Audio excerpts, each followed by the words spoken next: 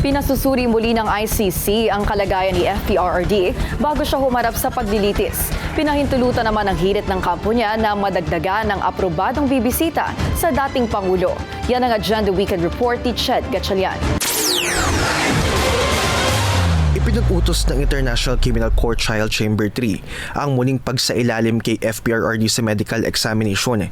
Ito'y para masuri daw ang kanyang kahandaang humarap sa paglilitis, kaugnay sa madugong war on drugs sa ilalim ng kanyang administrasyon.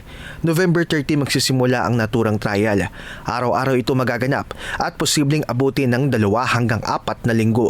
Sa 17-page decision na ICC nitong Biyernes, sinabing aprobado ng prosecution at defense ang muling pagkatalaga sa initial medical expert panel na una nang tumingin sa lagay ng dating Pangulo.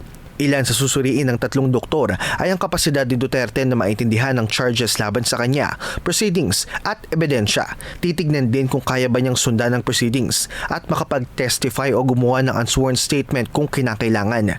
Ayon sa ICC, kung may makita mang problema sa kalusugan niya, dapat specify ang mga apektadong areas at masabi kung reversible o irreversible ba ang sanhi nito.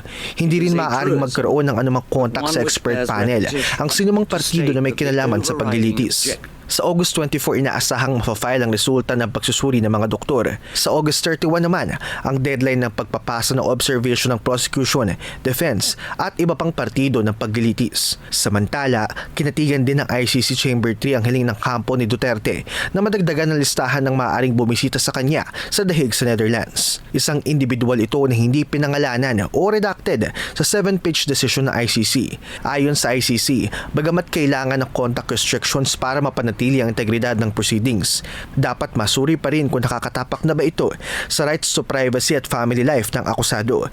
Pero dagdag ng ICC, mananatili pa rin ang monitoring at ilang contact restrictions sa mga bibisita o tatawag sa dating Pangulo.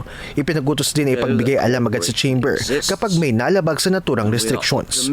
Para sa Agenda Weekend, Ched Gatchalian, Billionaire News Channel.